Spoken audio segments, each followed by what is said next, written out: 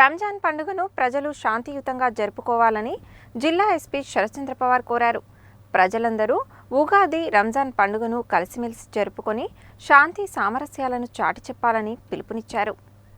నల్గొండ పట్టణం పాతబస్తీలోని గడి మసీదును జిల్లా ఎస్పీ శరత్చంద్ర పవార్ సందర్శించి ముస్లిం మత పెద్దలతో పాటు ప్రార్థనలకు విచ్చేసిన వారితో మాట్లాడారు.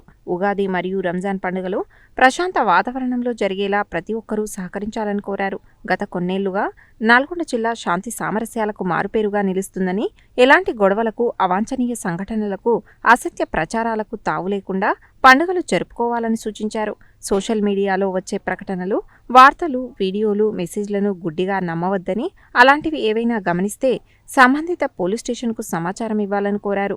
ఐపీఎల్లో యువత బెట్టింగ్లకు పాల్పడుతున్నారని, దాని మూలంగా వారి జీవితాలలో, కుటుంబాలలో ఆర్థికంగా ఇబ్బందులు తలెత్తి ఎన్నో విషాదకర సంఘటనలు జరుగుతున్నాయని, వీటిని గమనించి ఎట్టి పరిస్థితులలోనూ బెట్టింగ్ యాప్ల జోలికి వెళ్లరాదని సూచించారు. ఒకవేళ బెట్టింగ్ జరుగుతున్నట్లు తెలిస్తే డయల్ 100 నెంబర్కు గానీ, cyber crime toll free number 1930కు గానీ తెలియజేయాలని సూచించారు.